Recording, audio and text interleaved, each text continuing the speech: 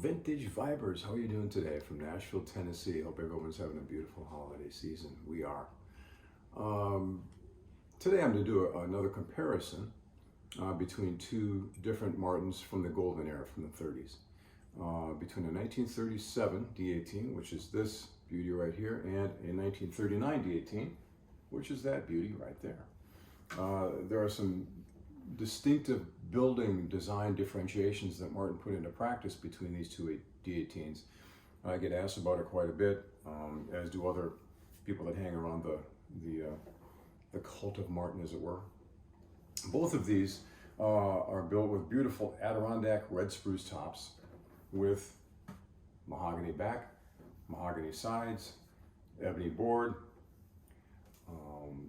mahogany necks, etc. Pretty much standard build back in the day. But from 1934 until mid-1938, the bracing on the Martins, the Dreadnought Martins, was in what's called a forward shift position, which means that the X-brace crossed here, closer to the sound hole, right about there where I have my finger. So you can actually feel where it crosses right here.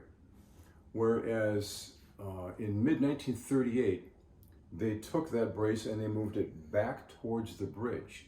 Now they did this because of warranty issues. They were having some flux in the tops and some things changing in the tops that they thought would be neutralized or modified, mitigated, if you will, by taking the X-brace and moving it back towards the bridge, therefore giving it just more little solidarity here with the bridge plate, and the X-brace crossing right in front of the bridge.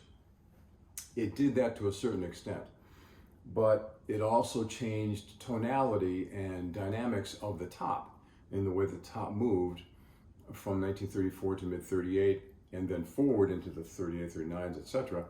It did change the dynamics of the top, and we'll go through in a sound sample here. So in 1937, we have a forward braced element happening here. We also have a neck that is 1 3/4 inches at the nut. It says 1 3/4 inches. In 1939, early 39, they still had 1 3/4.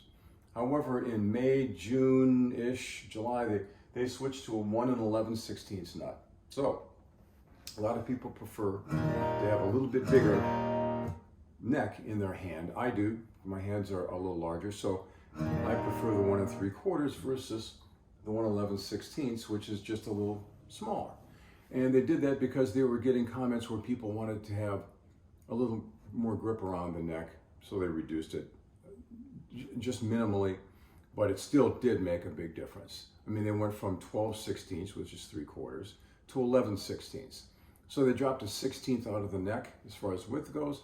Doesn't sound like a lot, but in the application of playing the guitar, it definitely feels that way. And they also changed the carve a bit.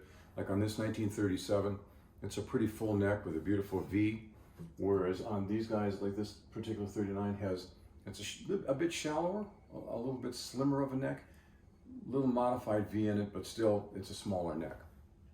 Now, what happened is that because of the changes in the dynamics between the X-brace and what they did with the neck, I mean, it was a little more mass in the neck versus in the later guitars. And you had something that was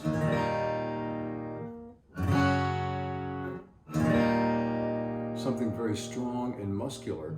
And most people that play a forward shifted wide neck D-18, D-28, etc. are fans of that little bit more muscular, more forward tone, if you will, with the forward bracing. And those are the elements in these guitars that are really the modified or changed elements that make them really distinctive. Now, I'll just play this just for a second, just so you can understand it with this 1937, then I'll play the 39 and discuss that for just a moment.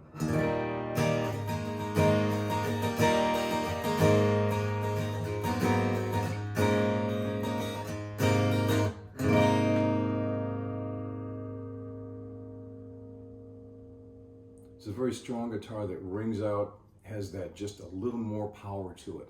And that's because of the forward bracing, and I believe because of the additional heft to the neck, transferring that resonance into the body, into this 1937 D-18. Let's pick up the 39 for a second. again, 1939. This has got the X bracing that meets back here. You can't really touch with your finger. You can, my finger does it, but it's way back here. Kind of a big move. It did stabilize this top, so they didn't have as many warranty issues, which back in the day, I get it. They were in business, right? They didn't want to have a guitar sent back and have to, under warranty, and have issues and have to spend money fixing these guitars. So they moved it back there in search of more stable tops. That was mid-1938-ish. Then in mid-1939, they took the neck down. So this neck is slimmer, both here, 1/11/16, it's really noticeable, and at the neck level. So there's less mass in the neck connecting to the body. And I'll do a side-by-side comparison here in a second to show you that. But those are the differences. Otherwise, the materials used, Adirondack top, mahogany back and sides, everything else is the same on the guitar except for those two items of location of bracing and the neck itself. And here's the tone with this. I think you'll notice it to be very articulate and very lovely, but not just as muscular, not as forward as the 1937.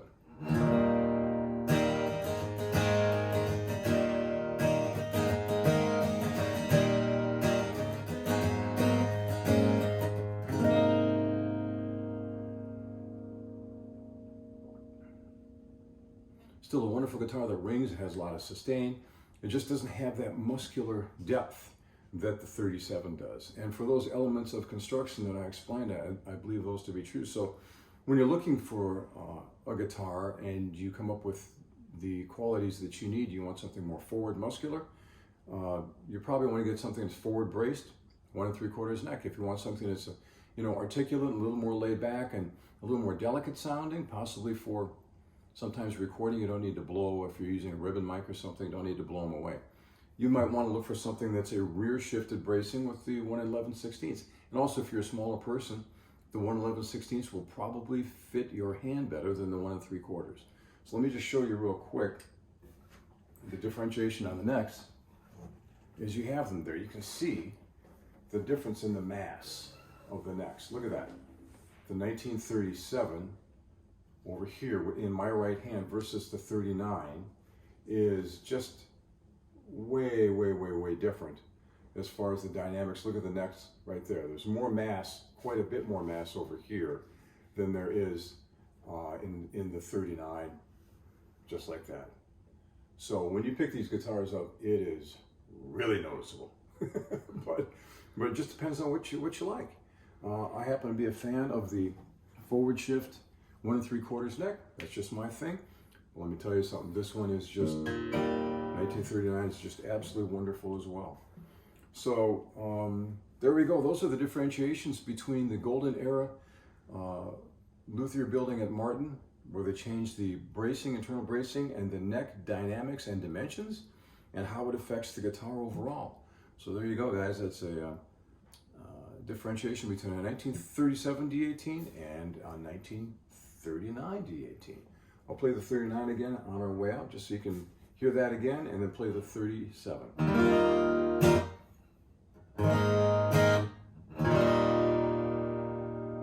There's the 39.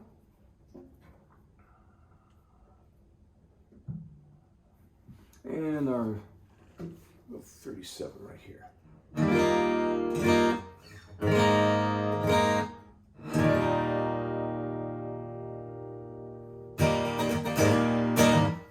Have a great holiday season, everybody. From Nashville, Tennessee, Vintage Vibes out. Talk to you next time. Bye-bye.